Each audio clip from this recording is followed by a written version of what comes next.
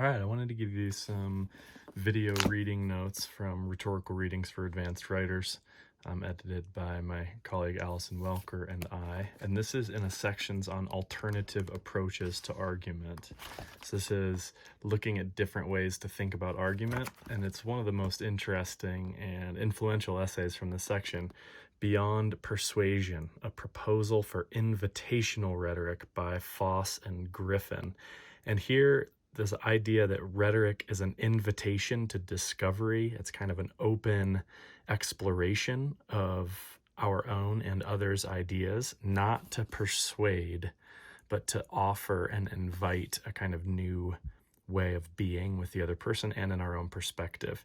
So that's what they try to say by beyond persuasion. A proposal is kind of, they're trying to model this kind of rhetoric as well. So let's see how they do.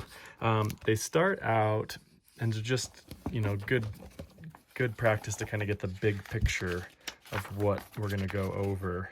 They have these three main ideas of equality, immanent value, and self-determination, and then go over, what each of those are: equality, immanent value, and self-determination, which is kind of the key aspects from feminism that they're going to use to establish invitational rhetoric. And the summary of the intro is this here. They say, quote, "The traditional conception of rhetoric, in summary, is characterized by efforts to change others and thus gain control over them. Self-worth derived from and measured by the power exerted over others, and a devaluation of the life worlds of others.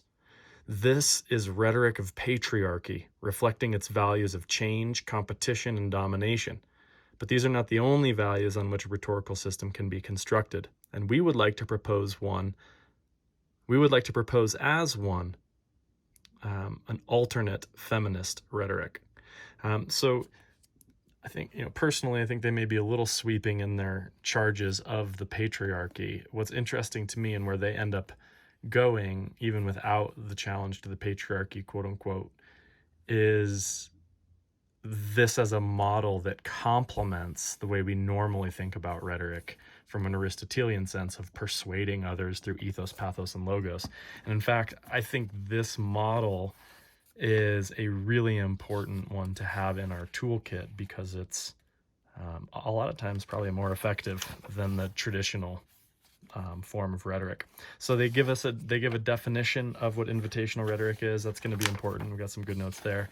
Then the communicative options is how we then use it. After we get our definition, they tell us how we can use it, and it's in this frame of offering perspectives. Again, not to change someone's mind, but to kind of tell them narratives or stories that lets them know what it's like to be us and open. And then the second part is setting external conditions, which is more about creating an environment of safety, value, and freedom so that we can listen to them. So this is then they go over safety, value, and freedom. There's some cool references in here I was getting excited about when I was reading it. You can see my annotations. This is still on freedom. And then they give some illustrations or examples to let people know what this looked like, of a poet, Adrienne Rich, in her speech at the National Book Awards Prize, and a feminist social rights, animal rights activist, pro-choice activist getting into a fight in the airport with a anti-abortion person, and them coming to know each other. So we have some examples. Then they go into this implications for rhetorical theory, which is really interesting, especially for your composition scholars, people who are interested in how composition works, or how rhetoric and communication works, broadly speaking. And you can tell this is a serious piece. There's a lot of really interesting sources that they use. So let's actually go back to the definition and just see what it is that they're doing here. Say, invitational rhetoric is an invitation to understanding as a means to create a relationship rooted in equality, immanent value, and self-determination. Invitational rhetoric constitutes an invitation to the audience to enter the rhetor's world and see it as the rhetor does. In presenting a particular perspective, the invitational rhetor does not judge or denigrate others' perspectives, but is open to and tries to appreciate and validate those perspectives, even if they differ dramatically from one's own. So this is not just, end quote, new quote, it's not just a non-adversarial framework. It's an understanding of the participants themselves occurs, an understanding that engenders appreciation, value, and a sense of equality.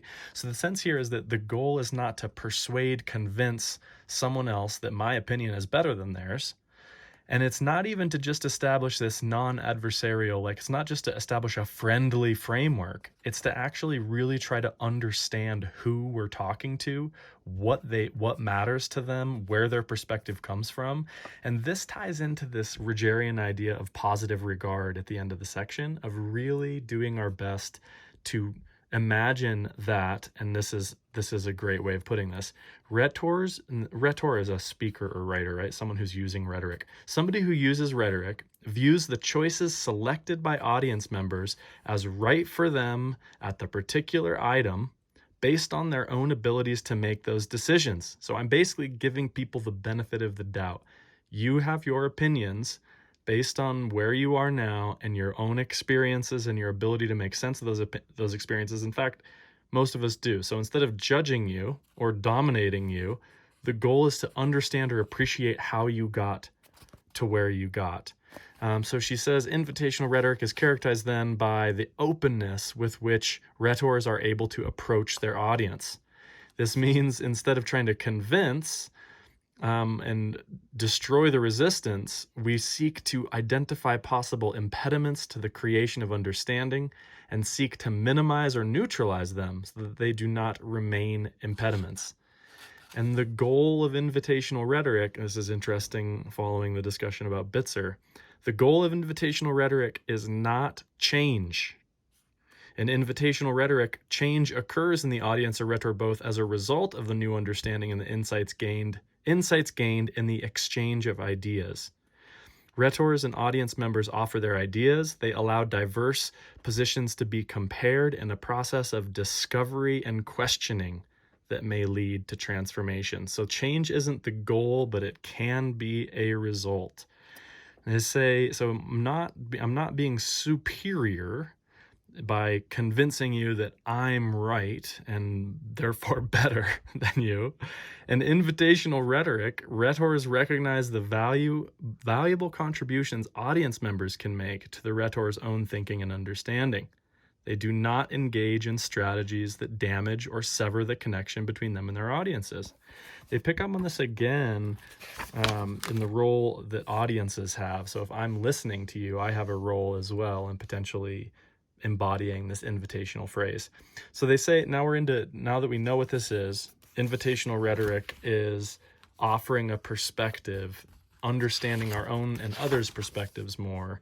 How do we do this? They say that the sense of offering, we're offering not just as like premises that support a conclusion. It's not just support for our point. It itself is the kind of perspective that we want to share. They say a story is not told as a means of supporting or achieving some other end, but as an end itself, simply offering the perspective the story represents. Not unlike Buber's I, Thou, which is Martin Buber's a Jewish philosopher and theologian that his concept of I, it, and I, thou is astonishing. It's basically like the idea that you are another I. As soon as I see you as another I, and I really understand that thou are another I from a different perspective, then my experience changes with you. I respect you more than just an it.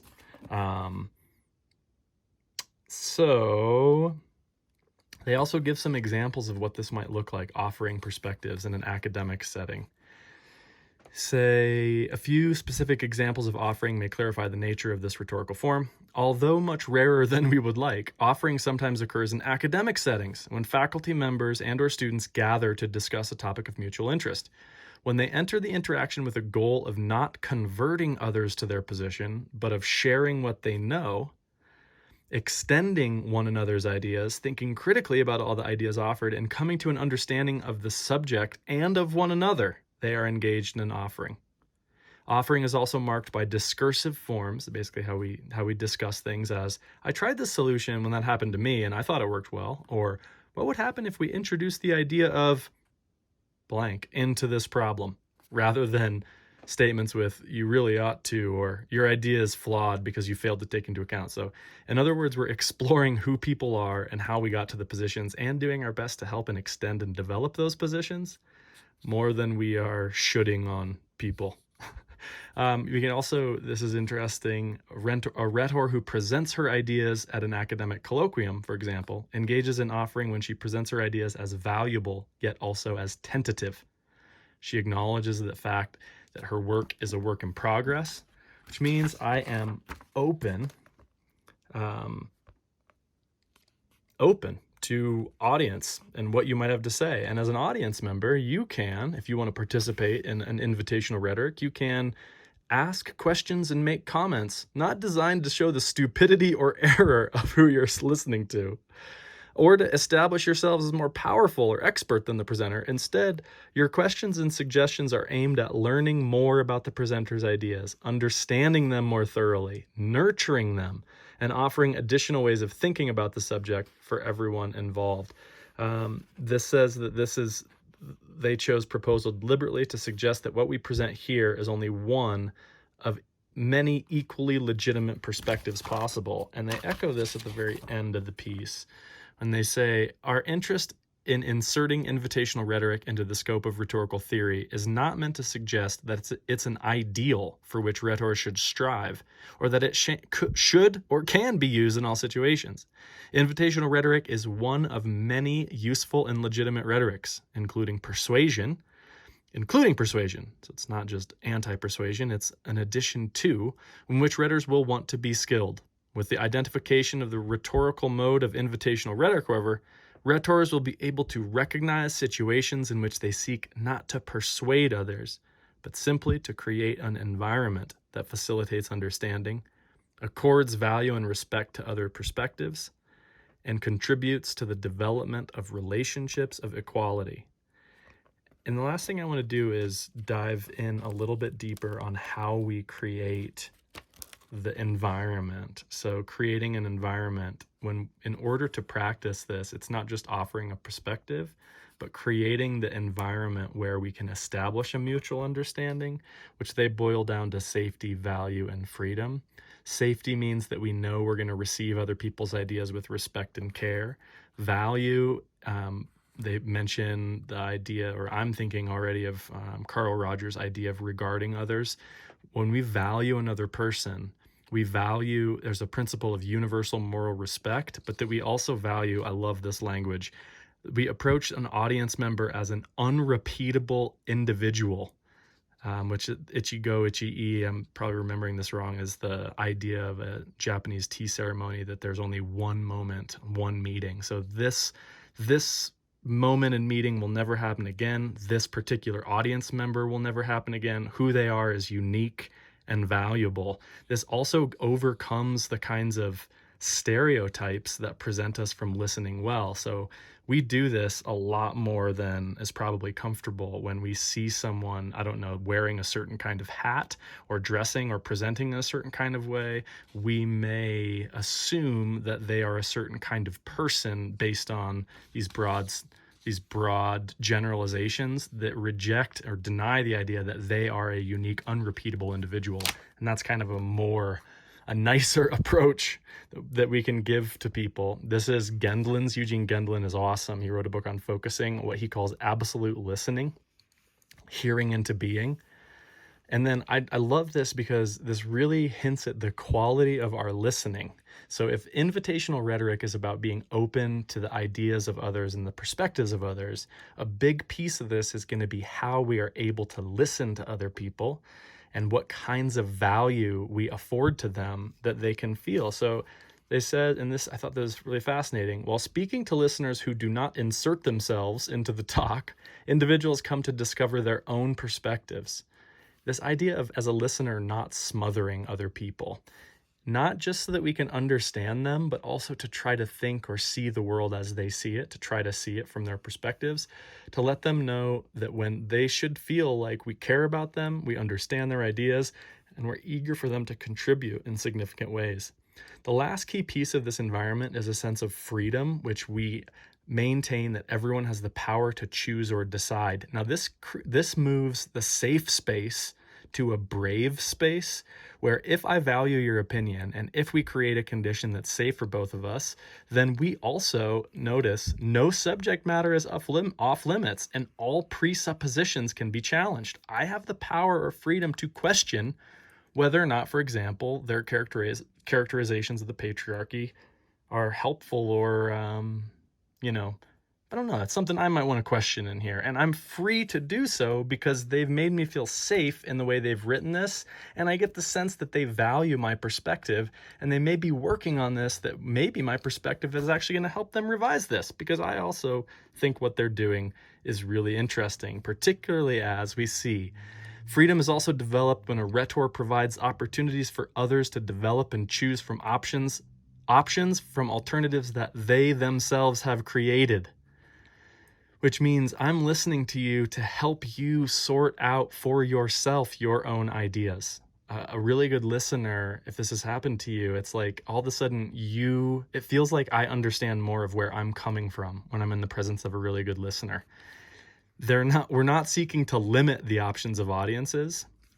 We're actually encouraging them to choose, encouraging them to be free. And then finally with this section, she does say, the last part of this is, the invitational rhetor is not offended, disappointed, or angry if the audience doesn't choose to accept their perspective.